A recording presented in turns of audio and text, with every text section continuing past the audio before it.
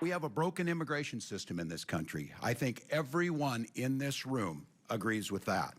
Minnesota Governor Tim Walz, one of 3 governors to testify in front of the U.S. House today, defending the state when it comes to immigration policies.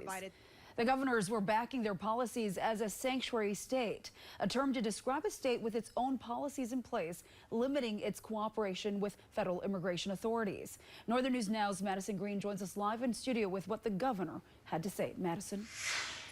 Laura, the hearing is part of President Trump's goal to find and crack down on states and cities not complying with his immigration agenda. He signed an executive order that could cut funds or contracts in these jurisdictions.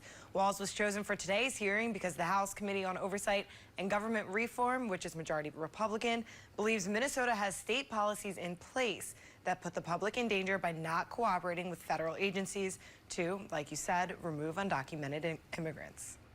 Governor Walz opened his testimony claiming Minnesota has 0 policies that would qualify it as a sanctuary state. When there's a convicted felon in our prisons, we ask about their immigration status and share that information with the Department of Homeland Security.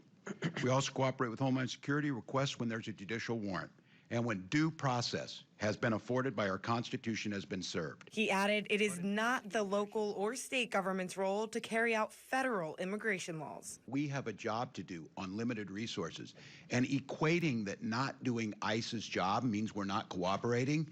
We're patrolling our highways. I'm proud that Minnesota's a state 3rd lowest in traffic deaths. Minnesota's U.S. Congressman Tom Emmer, a Republican, directly contested Walz's claims of not being a sanctuary state, listing apparently contradicting bills like the Health and Human Services and Higher Education Omnibus bills from 2023 Walz signed into law. You claim you're not a sanctuary state. You just provide free health care, free college, and driver's licenses to illegal aliens. Emmer was also one of several congressmen to ask Walz about his comparison of ICE to modern-day Gestapo, the name for secret Nazi police. Given the attacks on ICE agents that took place in Los Angeles over the weekend, don't you regard your dangerous inflammatory rhetoric as a problem? Walz's response, ICE's tactics like wearing masks while taking people off the street is not safe for their targets or the agents and encourages criminal behavior.